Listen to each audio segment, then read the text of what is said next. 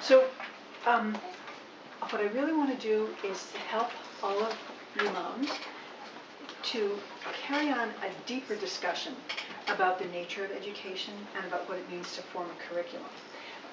You know, after you've taught for a few years, or maybe after you've taught for 15 or 20 years, you begin to see education differently. And I think that the Common Core has made people also just think differently about education.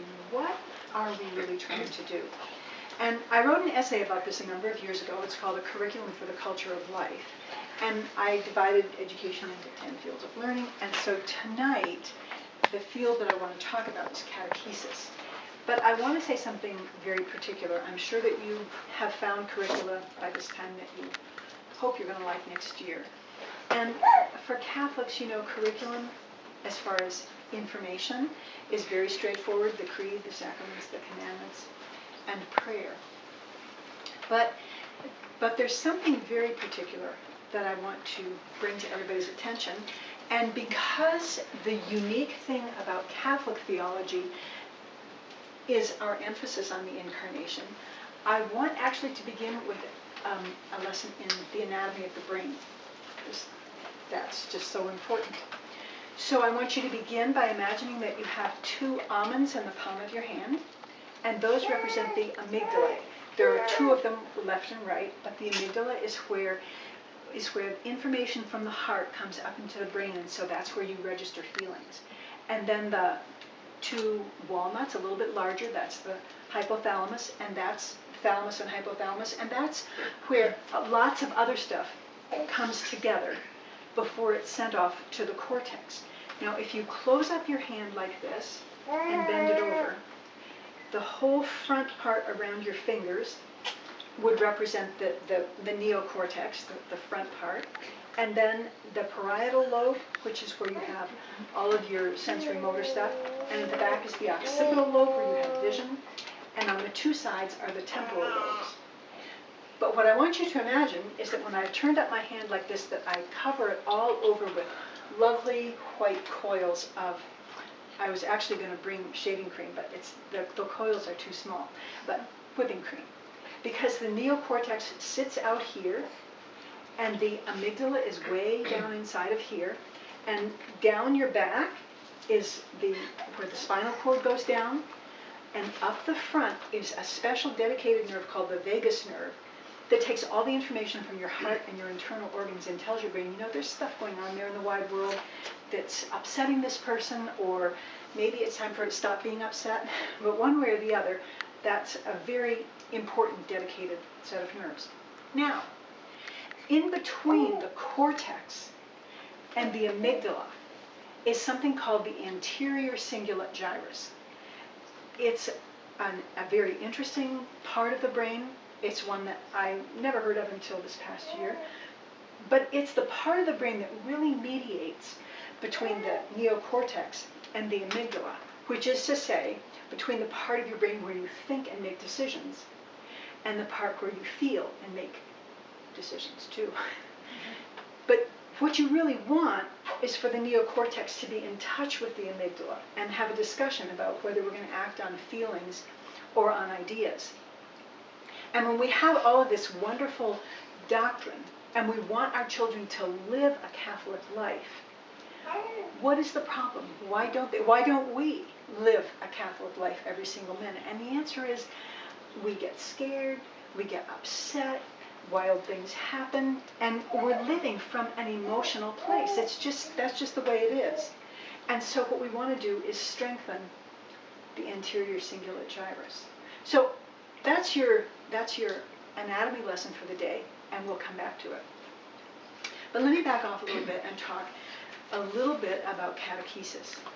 When we work with catechesis, we talk about the creed. These are the things that we believe. And the question is, do you believe them in your inmost heart? That's how you're going to act on them. And when we attend the sacraments, we want to attend them with a joy so that we're really giving our full heart's attention. And sometimes, especially when you haven't been praying properly, going to Mass is actually a little bit boring. It just is. That's my experience. If my own prayer life hasn't been properly nourished, Masses, sometimes, with a wonderful priest, he can lift you up, but it's really much more difficult. And then we have the sacraments, and then the commandments and prayer. Now, let's just talk a little bit about prayer and meditation. There's a book out now called How God Changes Your Brain. I came across it kind of by accident. Actually, I think there was an article in the Wall Street Journal that my husband told me about. But what this book says, of course, it's not about how God changes your brain, because, of course, he made your brain. Why do you need to change it? It's about how meditation changes your brain. And there's tons of research showing that anybody who meditates, Tibetan monks, Carmelite nuns, when people meditate, the anterior cingulate gyrus is the part of the brain that lights up. And that is an incredible discovery. It means that this is how you build the bridge between the frontal cortex and the amygdala. You meditate. So what is meditation? We often talk about prayer, and sometimes we don't talk about meditation. And sometimes if somebody says, well, whether you're a Buddhist monk or a Carmelite nun, it's all the same, you think, well, not very comfortable with that idea. And rightly so. So let me take a minute to talk about the difference between Eastern and Western meditation, just in a general way. First of all, meditation in general is some kind of system of quieting the mind, usually with some kind of a repetition of a word or a phrase, sometimes with some kind of a chant. In Eastern circles, in Eastern religions, or in the New Age movement, the things that people repeat are sometimes meaningless. Sometimes they're the names of Hindu or Buddhist, Hindu gods. Buddhists don't really have gods. Sometimes it's just counting forwards and backwards, counting up to 10 and back to 0. And that does have the effect of emptying your mind. And when your mind is empty like that, it has a calming effect. It lowers your blood pressure and all those good things. The problem is that when you empty your mind, there really is an opportunity for other mental creatures to come and occupy it in different ways, or set up house in some way. So Christians are pretty strong about not emptying your mind. But if you just do something like meditate on the nativity, then you have Jesus, and you have, he's in the manger, and maybe it's cold, and there's hay, and maybe it's sticky, and maybe it's clean, or maybe it's fresh or not, and there's animals, and there's stars, and there's angels, and maybe Mary hears them, or maybe she doesn't, and what's Joseph doing? And so there's a whole picture there. The thing about that picture is, it's not about whether you just need to get back and wash the dishes. It's not about whether you finished your homework. It's not about your best friend who just said something a little bit hurtful and you're trying to figure out how to deal with it. It's not about your biggest enemy who said something horrible and you're trying to think of a comeback. All of those things are out of the picture. It's just about this one image. And as you center yourself on that one image, you are emptying everything else out. But to be really meditation, it's important to understand that it's not a time to think about the manger. It's not a time to try and work it out. It's not a time to try and think it through. It's just a time to be there. And sometimes Christians, for the word that they use, will use the name of Jesus. And again, not just to repeat the syllable, but because Jesus is love for us. Jesus is joy. And repeating that name is repeating the name which is everything to us.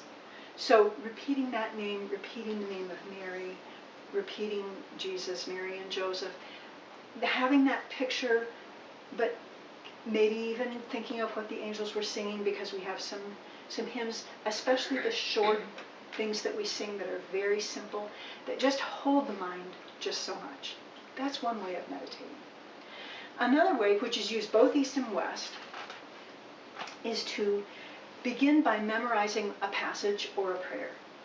The prayer of St. Francis, the Our Father, the Hail Mary, a passage from the scriptures. Memorize it first. And in your meditation time, you find a place where you can be comfortable enough so that you won't spend the whole meditation time wishing you were somewhere else and could hurry up and be finished because your back hurts. But still, straight enough so that you're not going to fall asleep. Of course, falling asleep is probably a big problem for moms. But anyway, have a passage that's memorized, get to a place where you can be still and be quiet, and then just go through the passage slowly. Don't rush. Don't try to figure out what the passage means. If you picked out the passage, that means you like it. That's good enough for now. This is not study time.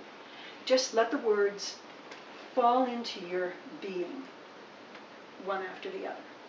And when you get to the end, go back to the beginning.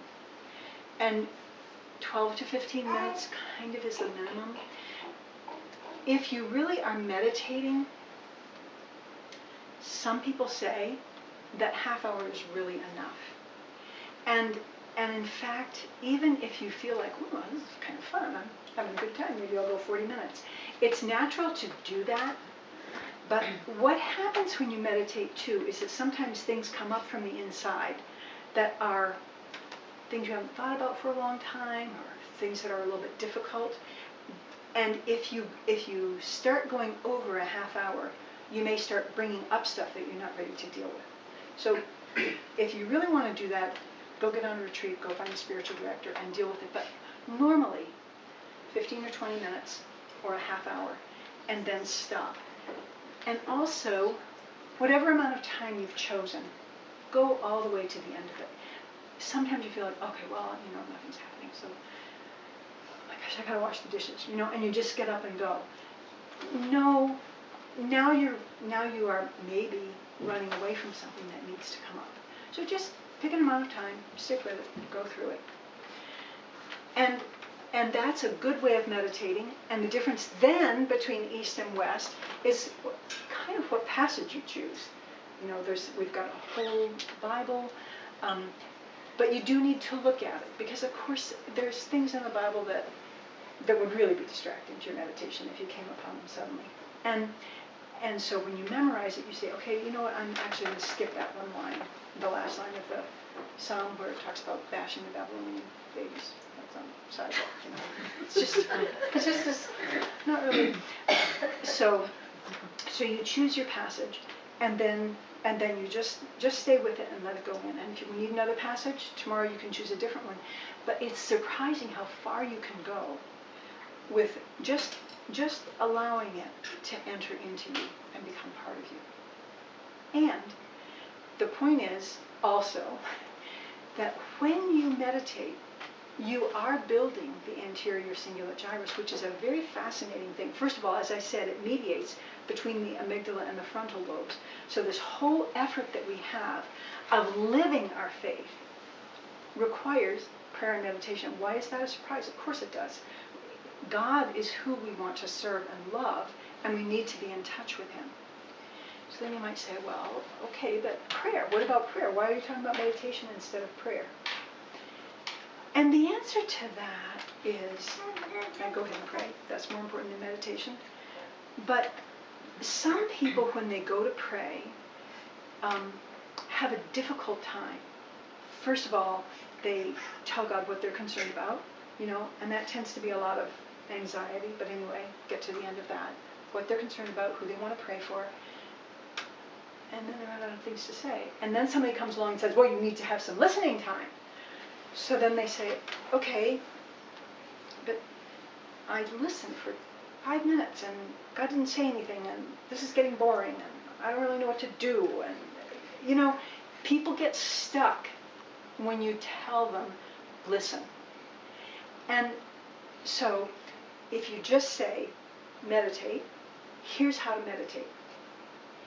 If in the midst of your meditation you sense God speaking to you, you sense a joy and a sense of direction, go for it.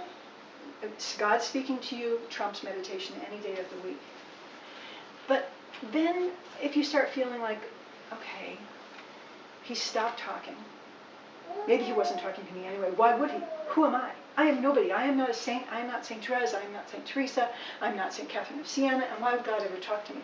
And you start talking yourself out of the voice that the Lord has given you, the minute that he's given you. No, don't do that. You are God's child. He does want to speak to you. But there are a lot of difficulties in speaking to you. And if he only speaks for 2 minutes, just go back to your meditation. Just continue. Just go back to the beginning of the prayer if you can't remember where you were, and just start through it again.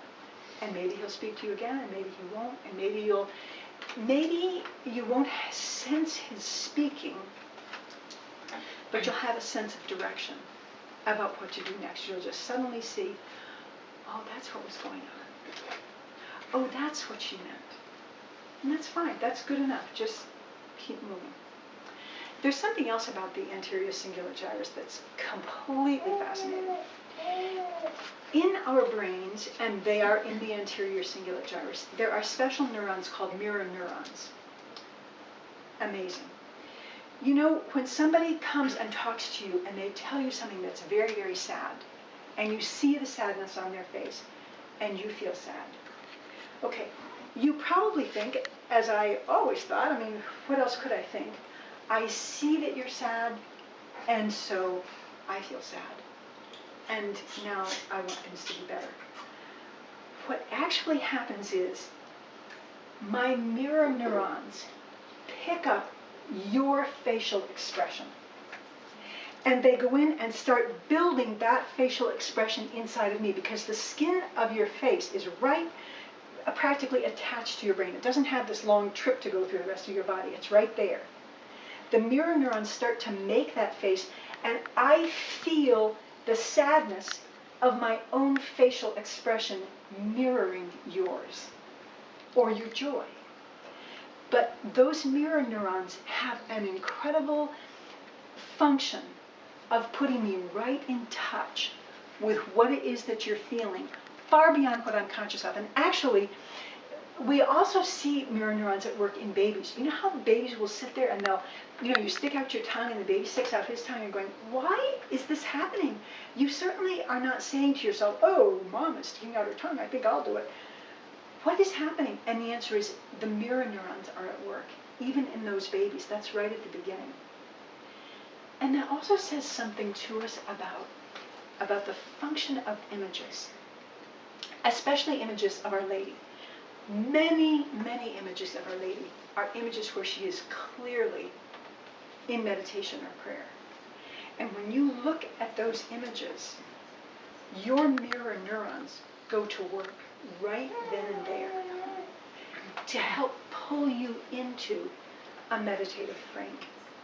And, I've talked with a couple of my friends about having noticed that Catholic women as a group, not every single Catholic woman, but Catholic women as a group, have a face that's different from Protestant women as a group.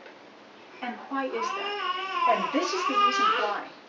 Because we all spend time looking at the face of meditation. Sometimes a long time, sometimes a short time, but that is part of our life. And just looking at that face changes your face. And the face that you make all the time becomes your own face. So it's very important to spend time in meditation. And it's very important for you to be able to teach your children to meditate. It's not enough to teach them their catechism. You want them to fall in love with the Lord. And the way to help them fall in love with the Lord is to enable them to pray and enable them to listen. And when they start giving you this back talk about, well, God never talks to me, so I don't really know what you mean by listening, it's important for you to have something else to say to them. To be able to say, well, this is how you begin. And then you can go on to other stuff. So that's the biggest thing that I wanted to say about catechesis today, is that our catechesis really needs to be united with a deeper life of prayer and meditation. And so, do you have any questions or any reflections? Let's see if there's something there for that. Any thoughts on what children are most attracted to meditating on? What is it? Any thoughts on what children are most attracted to meditating upon? What are children most attracted to meditating on? You know, that is a good question. And I read all this stuff after my children were grown. So the thing that I can tell you is that there's a little book called In My Heart Room, where some nun has taken little physical things and given meditations on them for children to initiate a conversation with Jesus. I used to sometimes have my children imagine that they had gone for a balloon ride. So they, they're floating over the countryside, and then the balloon comes to rest, and who is that coming towards you? It's Jesus, but they're all quieted down. And then they have a conversation about what comes up in that situation. So, good question. I don't know the answer, but you need to work on it. And the truth is, children, look at your New Age friends, if you've got any, if you don't, go find some. They teach their children to meditate, and their children do meditate. They repeat their mantras and stuff at a very young age. So don't underestimate what's possible with your children. Let me just say a little bit about the rosary. The rosary is kind of halfway between meditation and prayer. It's very repetitive. But I know that I had a hard time with it for a long time, because I felt like, oh my gosh, you have the Hail Mary, and you have this, the mystery, and you're supposed to be thinking about the Hail Mary, and the angel comes, and then we ask her for intercession. Oh my gosh, we're still, at this mystery. And then, I said I was going to pray for so-and-so during this thing. What does it mean to pray for somebody? I just felt like I was always in a three-ring circus, and I really couldn't do it. And now I'm all grown up, and I realize you don't need to be in a three-ring circus. There's 15 ways you can solve this problem. But the first one is to say, God is not looking for a three-ring circus. But the second thing is to say, if a child doesn't like the rosary or can't identify with it, maybe even the Chaplet of Divine Mercy has shorter prayers. But also you can just tell your child, you know what? Why don't you try just saying the name of Jesus? Or Sacred Heart of Jesus, I love you. Or something simple like that. So look at your children, who are all different from each other, and try some different things with them. Good question. Mary, I have a question for you. Would beautiful artwork, such as you have there, be a good starting point for children, so they can sit there and maybe there's a verse or something that is with that artwork that would draw them in? Yes, and again, that would be something. Even in the Eastern religions, they have particular artwork that helps. Never mind that. Yes, we have artwork where we are actually putting meditation in front of the children. And they don't have to use words, or they can use just one word. So definitely artwork, and also music. But again, be careful that for meditation and for opening and preparing ourselves to prayer, you don't want to get kids or adults off into a long train of thinking about something. Like, oh, this is an Italian artist and he was in the Renaissance, blah, blah, blah, blah. No, that's not really what it is. And again, with music, sometimes you might have words that aren't, even if they're good words of a good hymn, they're going in too many different directions. And interestingly enough, this is something I have noticed recently. When you move your eyes, you change what it is that you're accessing in your mind. You try it sometime when you're talking with someone. Try to talk about something and then shift and change subjects without blinking. It doesn't happen. When you change subjects, you blink. and your eyes are looking a little bit different direction, farther forward, farther back, or off to the side. So when you move your eyes, you're accessing different things in your brain, So that's one of the reasons for memorizing something. Because if you memorize, you can shut your eyes and just stay with it. And if you read and move your eyes, you have actually introduced a distraction. It's not actually the same when you're looking at a picture, because very often in a picture, most often, we go straight to the eyes and stay there, most of the time. And you might move around some. I mean, of course, it's a beautiful picture, you're meant to. But there is a centering that takes place in a picture that's properly chosen. And that centering can be a little bit disrupted by having to move your eyes across a page. So, did I answer your question? Yes. Okay. Something that I do, and I don't know if this is something good or not. You have to excuse my stutter, and so you have to bear with me. Saying the Hail Mary, so we say the Rosary with our children. I've always said to them, so excuse you, try to do voices. You're assuming the voice of the angel. He's speaking to Mary, and you say this, and then now you're Elizabeth, and you're answering, and so excuse you, now you're part of the crowd asking.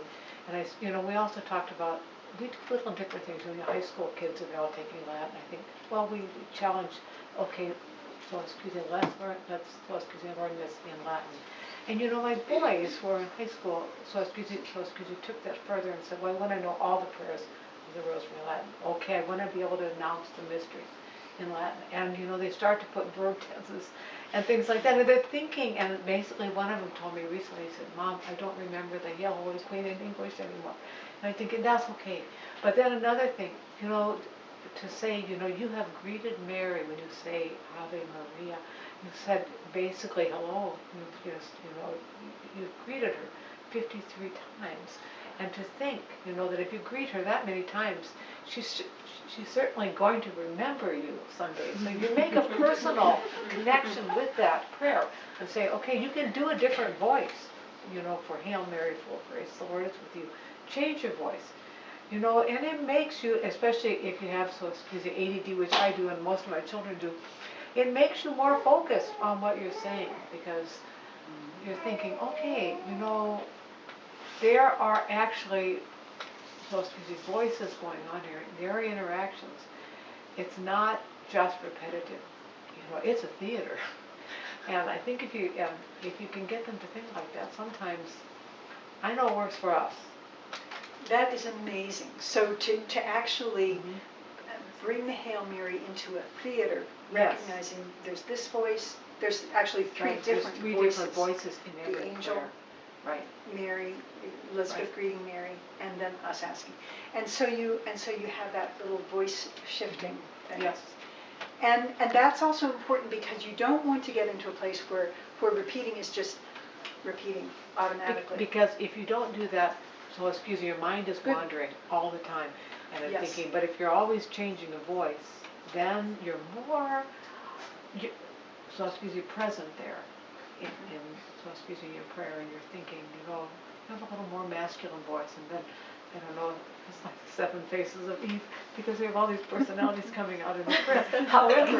However, it works, and I think, and I enjoy, hearing them, pray in Latin on their own, because you become very fluent in a language that, I didn't attempt. It is very interesting when you move into a foreign language.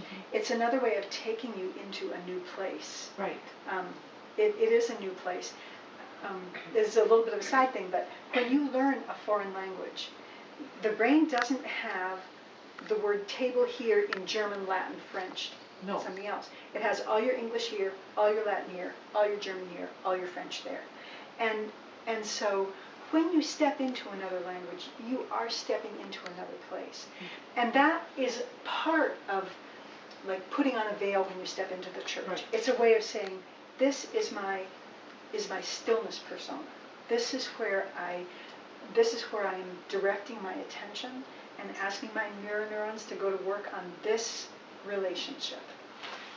So, but that's really exciting that you, both foreign language and drama, can help keep a child centered on his prayer.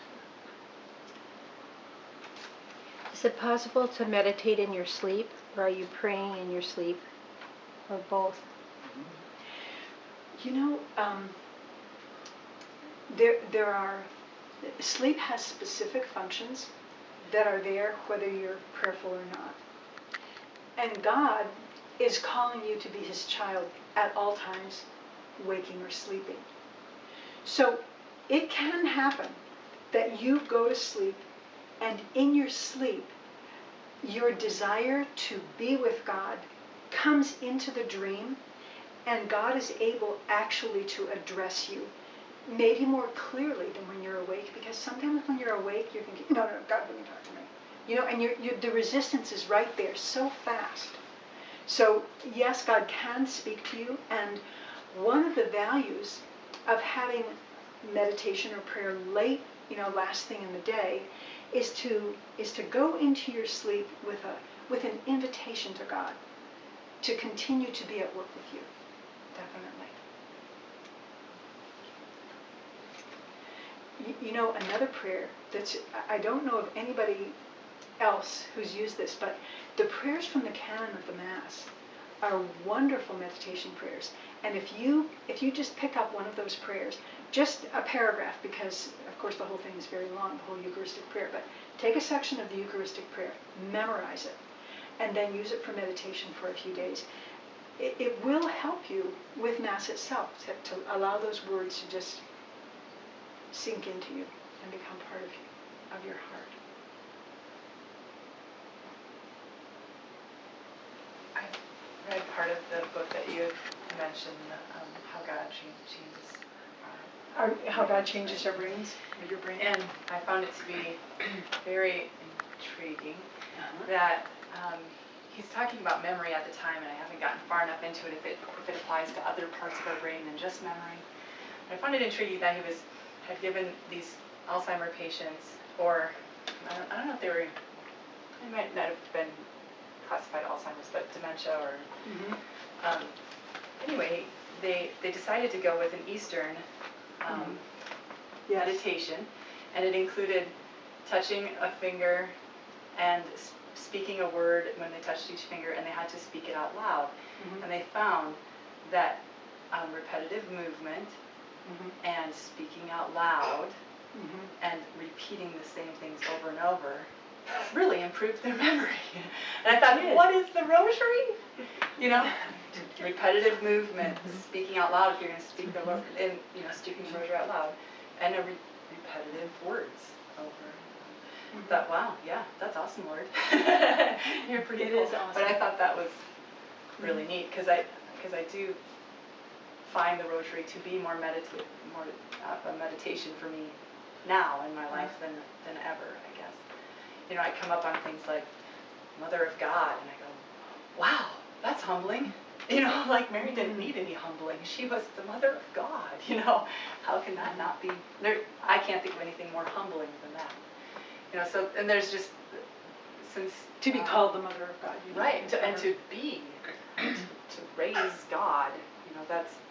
So you have quite really humble. entered into the rosary in a meditative way. Right, and that just came upon me as just speaking those words. All of a sudden it was, and as humility is something that I, just desperate for. And so I just know that God was just speaking through that meditation at that moment. And We really have, a strong in the rosary, a powerful gift. Yeah, a gem. So. But it's just important to remember we have powerful experiences and we have unpowerful experiences. And you, same as you look at your children and you think about different learning styles, when you look at their prayer, encourage them to pray and just be aware that they're going to be different. And if one thing doesn't work, try something else. But it's very important that they pray. That is how you're going to get an active Catholic who lives from his heart. What about writing down, if they're writing down their thoughts as that's not the same as meditating or drawing or sketching or? It isn't the same, but And meditation isn't the only thing that needs to be done. I would assume that when you're drawing, there's something a little bit more that has more dimensions, not quite so repetitive. And yet I also know that there are certain parts of drawing that are very repetitive, shading and stuff like that. So, so if you have a child who's drawn to drawing, then allow that to go forward, but maybe also see whether the meditation brings another dimension to it, because we need to have personal prayer and meditation. We need to read the lives of the saints. We need to study our catechism so that our minds have something to work on, and we need to engage ourselves artistically. We need to have friends who will support us in our faith. So there are a lot of different parts to a spiritual life. So.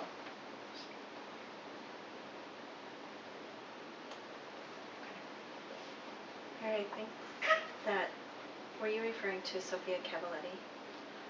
When I said having the parts in the piece, she has the Catechesis of Good Children. You know, I wasn't, it was just a book, I don't even remember the author, but Sophia Cavalletti has really,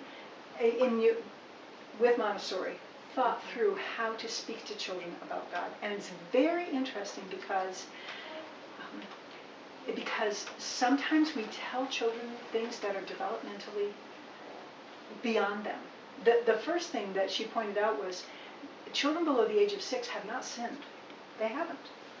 They haven't reached the age of reason. They haven't sinned. And I remember I found that very difficult for a while because I thought, well, he knows he wasn't supposed to do that. Yeah, and the dog knows it too.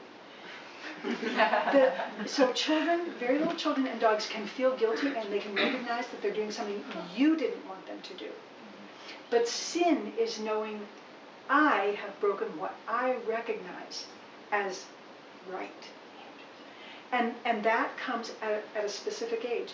To talk about Jesus dying for our sins before a child has the capacity to sin means that you're introducing an idea that cannot be meaningful. And what children identify with is the Good Shepherd, because what they need when they're small is to know that they are entirely safe with God. So yes, if you can get Sophia Cavalletti's Catechesis of the Good Shepherd, even if all you can do is read it and not take the training, it's really worthwhile. You should have this talk probably about what, like 15, Maybe 20 years ago. But it might be helpful. I'm thinking about these lovely women who are pregnant and having babies. It's like, oh man, just start meditating now. That baby will come out and be like, You're going to go and say, yeah, Kate will be like, and Liam will go, yeah, sure, bonding time, Liam. We have Tell me 4 about some of your unborn babies here. yay! But God. interestingly enough, I don't know if you've ever heard, there's a book called The Secret Life of the Unborn Child. And when you finish reading that book, you realize those children are aware of everything. Just to act as if they are sitting here as an adult, they hear everything that we were saying. There's a story in there, kind of an unhappy story, but instructive, about a girl who was, she was all grown up, 30 whatever, she was having depression and she was upset about something and she went to the psychiatrist and they tried to figure out what it was that she was bothered about, because she had always this recurring feeling of everybody shaking their fingers at her, and she couldn't figure out where it was from. And where it was from her mother's womb, when her mother's friends found out that she was pregnant outside of marriage. So that child internalized the disapproval of, they didn't stand in a circle and shake fingers at her, but that child internalized the disapproval that her mother experienced. Ooh, that gives you a whole different feel about what you need to be saying every time you see a pregnant woman. Welcome. I'm so glad you're here. Because that child needs that welcome and you have the capacity to give it right now. You realize after you did that, my son came home from that class and goes, so Mom, what was going on when we were pregnant with me? I'm like, oh man. Well, let me think back. So, actually, I told him, he was a shock. He was the one where I had one cycle between him and Cassie, so I was like, man, really, it was like, it was like, wah! And I'm not gonna tell you I wasn't excited about it, but I was like, oh, because my sisters laughed at me, because I had planned the kids out, and then it was like, you know, I have a 9-month-old on my hip, and I'm pregnant again. They're like, they literally laughed at me and stuff. It was an adjustment. Well, that was welcoming. Once I got through it, it was an adjustment. But Cassie's birth was not really great, so I wasn't really excited about going through that whole process again. So I'm sure I had anxiety to some degree. Yes. You know, so now I'm looking at, after he told me that, I'm looking at it, and I read that part in your book, and I went, dang. Should have known more about that too when I was pregnant. So I scarred them before I even realized they were being scarred. But every night I pray, oh dear Lord, despite all the bad things I did today, please let them know that, you know, you love them and I love them. Right? That was my mantra. It's So, true. it is interesting though It when is you true. think back at that, because you even think, you know, that made me think about, you know, how did my mom feel when she was expecting me?